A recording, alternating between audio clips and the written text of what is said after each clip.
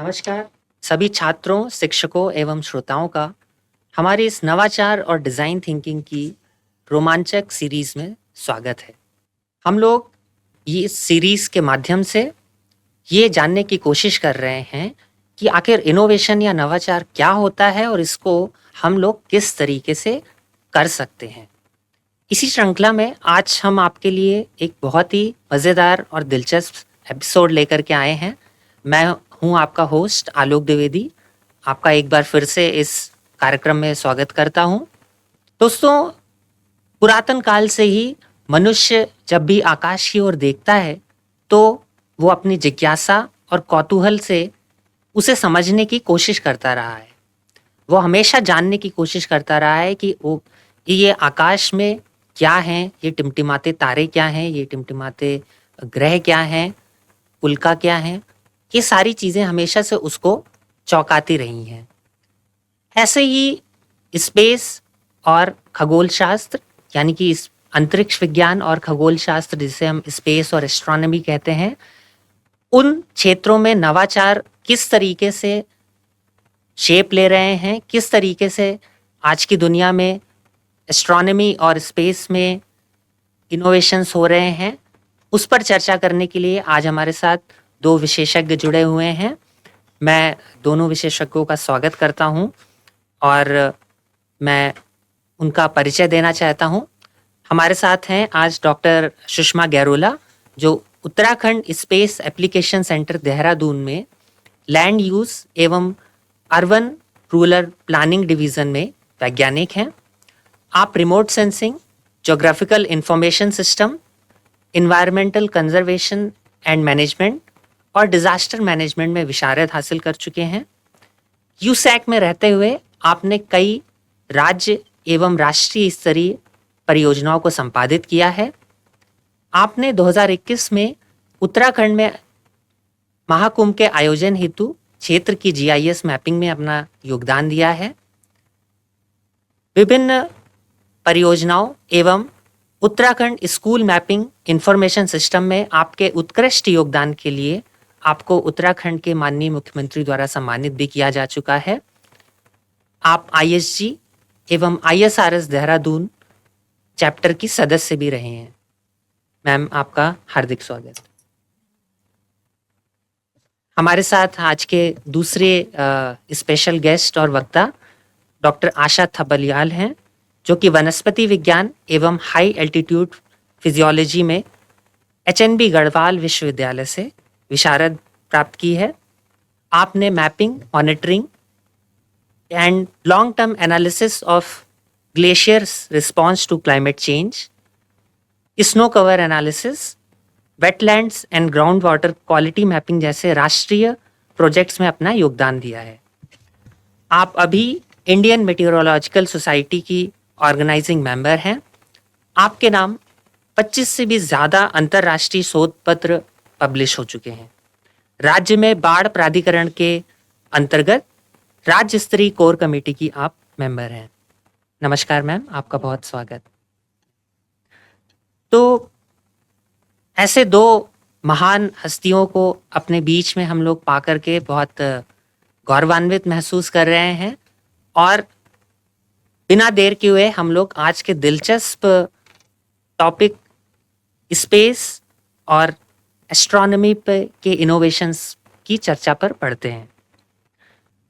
Space और astronomy के innovations की जब हम बात करते हैं तो हमें सबसे पहले तो ये जानना होगा कि तो दोस्तों, स्पेस साइंस और एस्ट्रोनॉमी में गोता लगाने से पहले हम लोगों को ये समझना ज़रूरी है कि ये स्पेस साइंस और एस्ट्रोनॉमी होते क्या हैं और इसमें नवाचारों से ये क्षेत्र कैसे जुड़े हुए हैं। तो मेरा सवाल पहला डॉक्टर सुषमा गैरोला से रहेगा कि मैम, अंतरिक्ष विज्ञान या खगोल शास्त्र, जिसको कि हम स्पेस साइंस एंड एस्ट्रोनॉमी कहते हैं, वो क्या है और ये स्पेस के क्षेत्र में होने वाले इनोवेशन से किस तरीके से जुड़े हुए हैं? जी, अंतरिक्ष विज्ञान एक बहुत व्यापक सब्जेक्ट है। आप समझिए कि अंतरिक्ष विज्ञान और खगोल शास्त्र का जो संबंध है हमारे ग्रह से बाहर के ब्रह्मांड के अध्ययन से है। इसमें तारों, ग्रहों, आकाशगंगाओं और अन्य खगोलीय घटनाओं का अध्ययन किया जाता है। जी स्पेस नवाचारों की अगर हम बात करें कि उससे कैसे इसका जुड़ाव है, तो स्पेस नवाचारों में उन तकनीकों का विकास किया जाता है जो इन रहस्यों को जानने और पृथ्वी पर जीवन को बेहतर बनाने में मदद करती हैं।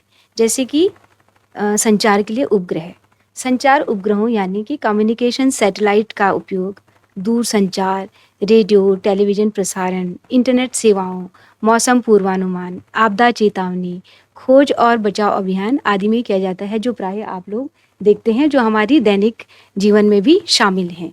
टेलीकम्युनिकेशन के ज़रिए आप देखिए कई ऐसे क्षेत्र हैं हमारे उत्तराखंड एरिया में या हमारे पूरे देश भर में कि जहाँ पे कोई भी कनेक्टिविटी नहीं है। उस स्थिति में वहाँ पे सैटेलाइट की माध्यम से संपर्क स्थापित किया जा सकता है। तो सैटेलाइट का एक उपयोग ये भी है। ऐसे दूरस्थ क्षेत्र हैं जहाँ पर शिक्षा और स्वास्थ्य सुविधाओं का अभाव है, वहाँ पर टेली एजुकेशन और टेलीमेडिसिन के ज़रिए एजुकेशनल और हेल्थ केयर फैसिलिटीज़ प्रदान की जाती है। और इस तरह से आप देखें तो संचार उपग्रहों की मदद से वैश्विक कनेक्टिविटी स्थापित होती है कि आप कहीं भी किसी भी भूभाग में बैठे हुए हैं, लेकिन आप कहीं दूसरे भूभाग में बैठे हुए व्यक्ति के साथ में कनेक्शन बना सकते हैं। इसके अलावा कम्युनिकेशन नेविगेशन है, earth observation, climate monitoring, scientific research, crop monitoring, land use land cover mapping and monitoring, और इसके अलावा नेचुरल रिसोर्सेज मैनेजमेंट आदि अनेक क्षेत्र हैं जहाँ पर स्पेस टेक्नोलॉजी का बहुत बृहद स्तर पर इस्तेमाल किया जा रहा है। जी बिल्कुल मैम, हमारा स्पेस टेक्नोलॉजी केवल स्पेस तक ही लिमिटेड नहीं रह गई है। हमारे रोज़मर्रा के हमारे कार्यों में, हमारे रोज़मर्रा की ज़िंदगी में आजकल स्पेस टेक्नोलॉजी जो है वो हमें मदद कर रही है। अब बढ़ते हैं अपने अगले सवाल की ओर। मेरा अगला सवाल डॉक्टर थपलियाल आपसे होगा कि स्पेस साइंस और एस्ट्रोनॉमी इस क्षेत्र में इनोवेशंस की वर्तमान में क्या स्थिति है? क्या इस सेक्टर में, इस क्षेत्र में इनोवेशंस का स्कोप है? क्या मौके मौजूद हैं नए लोगों के लिए इस क्षेत्र में इनोवेशंस करने के लिए? आप इसके बारे में कुछ बताना चाहेंगे मैम? अंतरिक्ष में जो डेवलपमेंट हो रहे हैं वो बहुत अत्यधिक महत्वपूर्ण है और बहुत डिफरेंट है, क्योंकि ये छात्रों के मध्य नई साइंटिफिक एक टेक्निक को समझने में बहुत महत्वपूर्ण है और ये सीधे सीधे हमारे दैनिक जीवन को भी प्रभावित करते हैं, क्योंकि नई खोजों के साथ आप स्पेस किस तरीके से बन रहा है, कैसे ब्लैक होल्स की उत्पत्ति हुई, कैसे स्टार्स का मूवमेंट है, कैसे प्लैनेट्स का मूवमेंट है, इसको इजीली हम लोग समझ सकते हैं क्योंकि ये हमसे बहुत दूर है। तो इनको समझने के लिए हमें एक ऐसी स्पेस टेक्नोलॉजी, ऐसे उपग्रह हैं जो हमें, जैसी सैटेलाइट्स हैं जिनके माध्यम से हम इनकी दूरी और इनके मूवमेंट्स का अध्ययन कर सकते हैं और उसका असर हमारी धरती पे किस तरीके से पड़ रहा है इसको समझने में भी बहुत लाभकारी है। दूसरा, क्योंकि हम धरती की बात कर रहे हैं तो धरती पे किस तरीके से विकास हो रहा है, आज जो मानव जीवन है कहीं ना कहीं प्रकृति उसमें कुछ ना कुछ उसका दखल हो रहा है लगातार, और ये जो नई इनोवेशंस हो रही हैं उससे किस तरीके से वेदर कम्युनिकेशन इफ़ेक्ट हो रहा है, कहाँ कहाँ आपदाएं आने वाली हैं। तो ये जो नई इनोवेशंस की वजह से उन आपदाओं को समझने के लिए जो जनहित हो मनुष्यों की हानि हो रही है या कोई एरियाज़ में नुकसान हो रहा है, उस चीज़ों को समझने के लिए एक बहुत अच्छा माध्यम है। दूसरे, जीपीएस टेक्निक के सहायता से हम लोग किस तरीके से कृषि बागवानी में या जो हमारे हाई एल्टीट्यूड ग्लेशियर लेक्स हैं या जो जितनी भी रिवर सिस्टम है उसमें किस तरीके से परिवर्तन आ रहा है, कैसे फसलों में परिवर्तन आ रहा है। तो इस जल, जंगल और जितने भी नेचुरल रिसोर्सेज हैं उसमें किस तरीके के परिवर्तन आ रहे हैं, स्पेस टेक्निक आपको एक बहुत अच्छा माध्यम देती है जो जिसके द्वारा आप इसको अध्ययन कर सकते हैं और नई नई इनोवेशंस को अपने जीवन में ला सकते हैं। जी बिल्कुल मैम, आजकल बोइंग, स्पेस एक्स और इवन अमेज़ॉन के जेफ बेजोस भी स्पेस टूरिज्म के लिए काम कर रहे हैं। स्टारलिंक सैटेलाइट्स, अमेरिका का आर्टेमिस मिशन जो कि मनुष्य को एक बार फिर से चांद पर ले जाने के लिए कटिबद्ध है। क्योंकि पहले क्या था कि नासा और इसरो ही इस क्षेत्र में कार्य कर रहे थे। तो क्योंकि अब निजी कंपनियों ने भी आना शुरू कर दिया है, तो डेटा आपको जो हाई रेजोल्यूशन डेटा है वो इजीली अवेलेबल है और कम लागत पर भी उपलब्ध है। तो कम लागत पे उपलब्ध होने की वजह से अगर मुझे किसी क्षेत्र का अध्ययन करना है, मुझे ये जानना है कि वर्तमान स्थिति क्या है और पूर्व में क्या स्थिति थी और इसका क्या फ़र्क हमारे रोज़मर्रा जीवन में पड़ रहा है, तो इसके लिए हमारे पास बहुत सारे उपग्रहीय आंकड़े हैं जो कि कोर्स रेजोल्यूशन से हाई रेजोल्यूशन की तरफ जा रहे हैं और इन निजी कंपनियों की वजह से ये संभव हुआ। बिल्कुल मैम, आपकी इस बात से मैं पूरी तरीके से सहमत हूँ कि स्पेस की टेक्नोलॉजी, जैसे स्पेस अनंत है वैसे ही इसकी टेक्नोलॉजी और इसके इनोवेशंस भी अनंत हैं। बिल्कुल सही कहा मैम आपने। जैसे स्पेस में संभावनाएं अनंत हैं, स्पेस स्वयं अनंत है, वैसे ही स्पेस में इनोवेशंस भी अनंत हैं। बस हमें कल्पना करनी है और उन इनोवेशंस को साकार करना है। इसी क्रम में मेरा अगला सवाल डॉक्टर गहरोला आपसे रहेगा कि हमारे शिक्षकों और विद्यार्थियों के लिए बहुत से कॉम्पिटिशन्स और प्लेटफॉर्म्स हैं, जैसे इंस्पायर अवार्ड है या हैकाथॉन है, आइरिस प्रतियोगिता है, जहाँ पर बच्चे अपने इनोवेशंस या अपने प्रोजेक्ट्स को लेकर के जा सकते हैं। आप मुझे थोड़ा सा और हमारे श्रोताओं को ये बताना चाहेंगे मैम कि किस प्रकार से इन अवसरों और इन प्लेटफॉर्म के माध्यम से छात्र और शिक्षक स्पेस साइंस और एस्ट्रोनॉमी में अपना योगदान दे सकते हैं? जी। देखिए, बच्चों के लिए बहुत सारी प्रतियोगिताओं का आयोजन किया जाता है, बहुत सारी संस्थानों के द्वारा। उसमें जैसे आपने इंस्पायर अवार्ड की बात करी या हैकाथॉन की बात करी, तो प्रतियोगिताएँ जो होती हैं वो छात्रों को आलोचनात्मक सोच और नवाचार को बढ़ावा देने में मदद करती हैं। इंस्पायर अवार्ड का मकसद ही है कि स्कूली बच्चों में रचनात्मकता और नवीन सोच की संस्कृति को बढ़ावा मिले। बच्चे अपने जो मौलिक उनके विचार हैं उसके लिए उनको प्रेरित करना इसका एक उद्देश्य है, ताकि जो नई तकनीकी हैं वो विकसित हो सकें।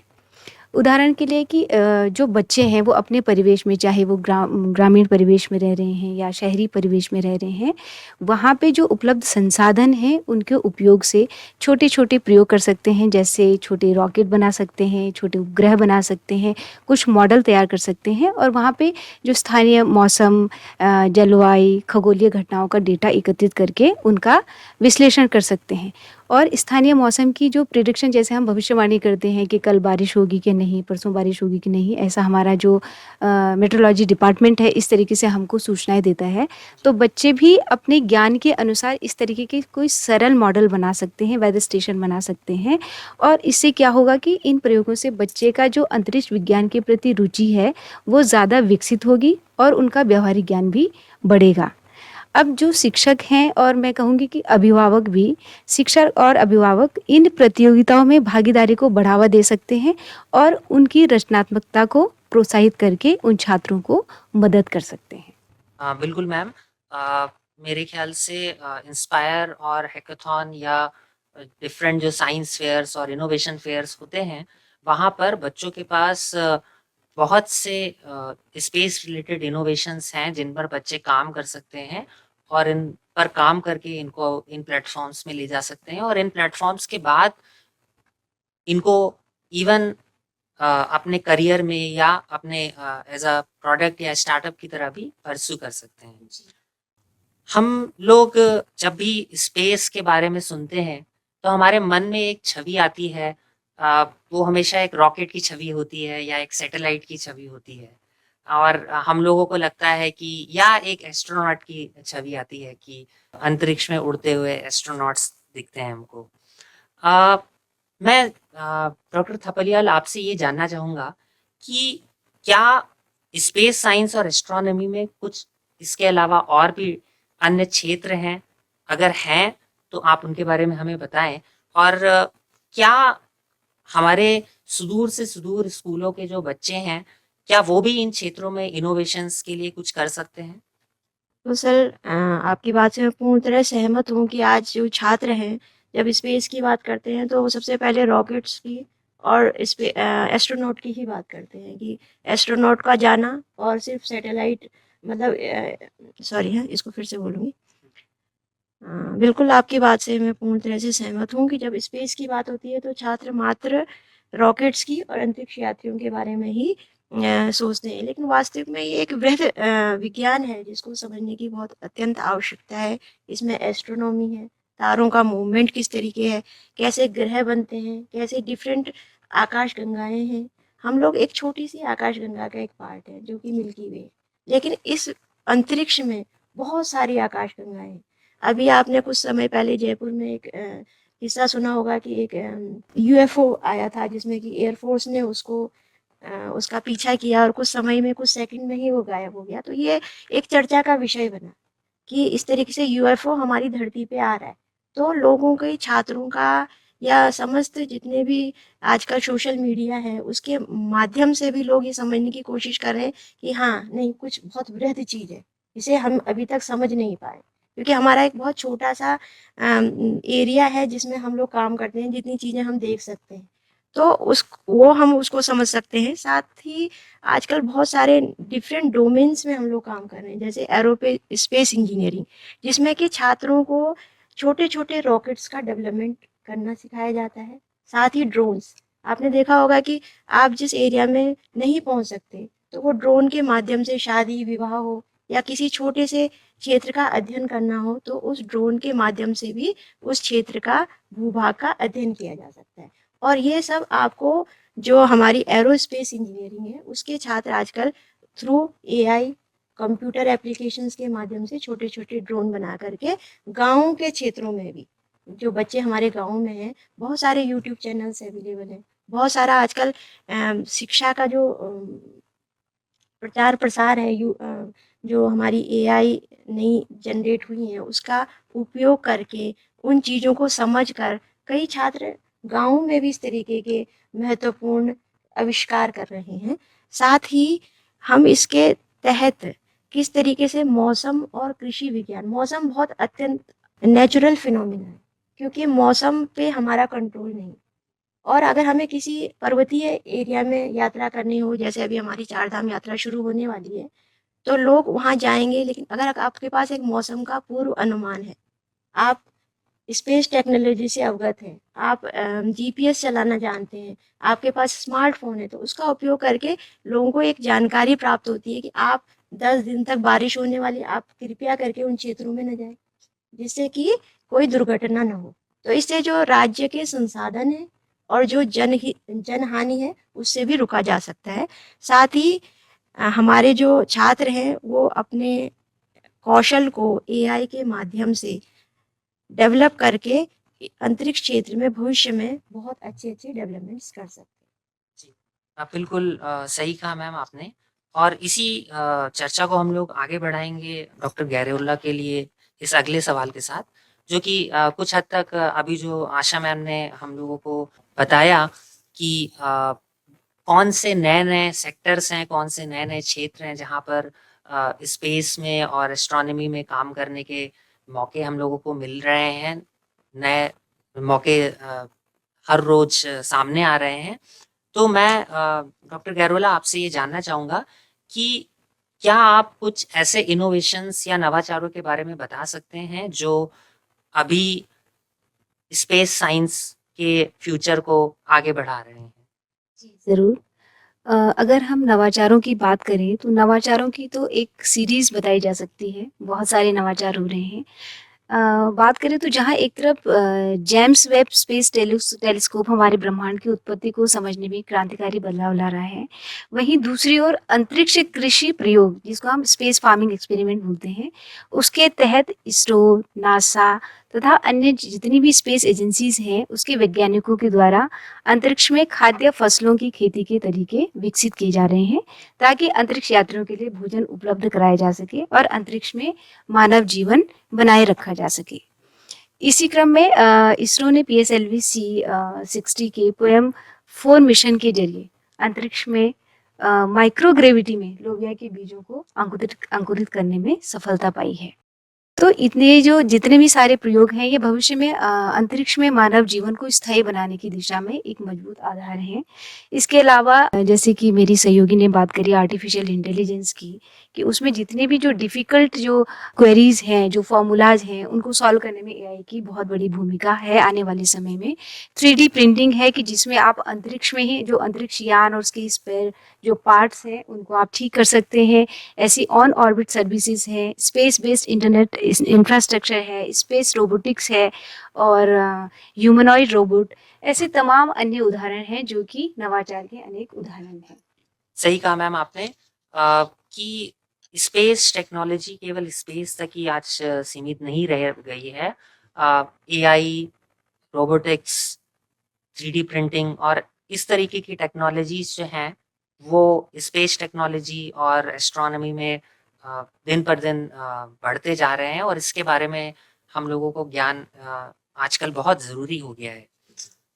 तो डॉक्टर आशा, मैं आपसे ये जानना चाहूँगा और खासकर हमारे जो श्रोतागण हमारे साथ जुड़े हुए हैं वो ये समझना चाहेंगे कि क्या आप स्पेस और एस्ट्रोनॉमी से जुड़े कुछ सरल प्रोजेक्ट्स बता सकते हैं जो हमारे श्रोतागण अपने घर पर या अपने स्कूल में कर सकते हैं?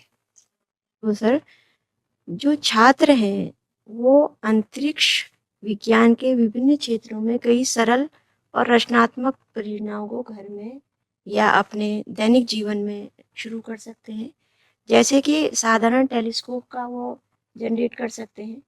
आप जब अपने किचन में जाते हैं तो आपने देखा होगा कि आजकल स्मार्ट स्मार्ट डस्टबिन्स हैं, तो उनमें सेंसर्स लगे हुए हैं कि आप उसको सेंस करेंगे और वो तुरंत खुल जाएगा। तो ये छोटे-छोटे प्रयोग हैं, ये कुछ छात्रों ही द्वारा ये बनाए गए हैं, यही डेवलप करे गए हैं। देखिए क्या होता है कि जो ऊपरी आँकड़ा आपको मिलता है, उसमें सैटेलाइट किस तरीके से काम करती है। सैटेलाइट इस तरीके से काम करती है कि वो सेंस करती है, उसमें एक सेंसर लगा हुआ है। इसी तरीके से आप किसी भी एरिया में अगर सपोज़ आप वाटर क्वालिटी की बात करें, तो हाँ, आजकल बहुत सारे ऐसे एपरेटर्स हैं, जिसमें उन सेंसर्स के माध्यम से आप उसका पीएच देख सकते हैं कि वो पानी ड्रिंकिंग वाटर के मानकों पे खरा है कि नहीं। उसके वाटर क्वालिटी पैरामीटर जो 7-8 हैं, जिसमें बीओडी कैसा है, उसमें ऑक्सीजन का लेवल कैसा है, टर्बिडिटी कैसी है, ये पीने के लायक है या नहीं है। आप घर में आरओ देखिए, उसमें छोटा-सा सेंसर लगा हुआ है। तो इस तरीके की जो छोटी-छोटी खोजें हैं, उसे हमारे छात्र आराम से घर में बैठकर कर सकते हैं। दूसरी ये चीज़ है कि पृथ्वी और अंतरिक्ष में जो स्थानीय मौसम है, उसका डेटा एकत्रित किया जा सकता है। रेनफॉल किस तरीके से है, आप बहुत सारे डेटा को इकट्ठा करके उसकी एक प्रिडिक्शन कर सकते हैं। ये एक बहुत छोटा-सा उपाय है और आप अपने मतलब अगर आप विलेज लेवल पे हो, आपको नवीनतम सूचना तकनीक से आप अवगत हैं, तो आप उस डेटा की एक एनालिसिस करके आप बता सकते हैं कि भाई मेरे क्षेत्र में बारिश की क्या स्थिति है। अब जब आप को बारिश की स्थिति होगी तो आप वहाँ के जो स्थानीय लोग हैं उनको अवगत करा सकते हैं कि यहाँ बारिश ज़्यादा होती है, यहाँ आप घर मत बनाइए।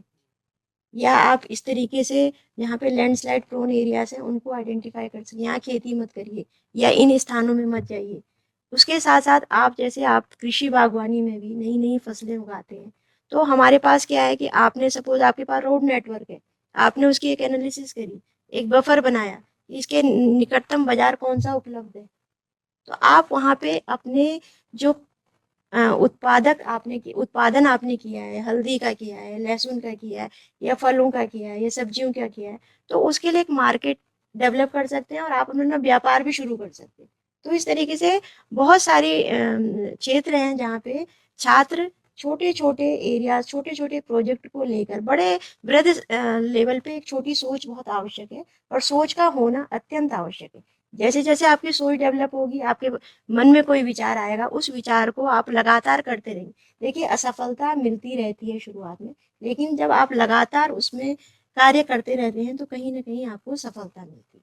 तो इस तरीके से छात्रों को और शिक्षकों को लगातार नए जो हमारे कोर्स मटेरियल्स हैं, इंटरनेट की सहायता से छोटे-छोटे एक्सपेरिमेंट्स कराने चाहिए। मात्र किताबी ज्ञान देना आजकल के लिए उपयोगी साबित नहीं हो रहा है। प्रैक्टिकल लेवल पे भी आप कराइए, छोटे-छोटे डस्टबिन बनाइए या छोटी-छोटी आपने सपोज़ सेंस किया कोई कमरे से बाहर आया, दरवाज़ा से बाहर आया, कौन वहाँ पे खड़ा है, इस तरीके की कुछ उनको प्रोजेक्ट्स दीजिए जिससे कि वो नया डेवलपमेंट अपने जीवन में कर सके और इस आविष्कार से भी लाभान्वित हो सके। बिल्कुल आपकी बात से मैं सहमत हूँ मैम कि हमारी सोच ही है जो ये निर्धारित करती है कि हम क्या कर सकते हैं या क्या नहीं कर सकते हैं और असफलताओं से हमें डरना नहीं है, भागना नहीं है, असफलताओं को सीढ़ी बना करके ऊपर चढ़ना है।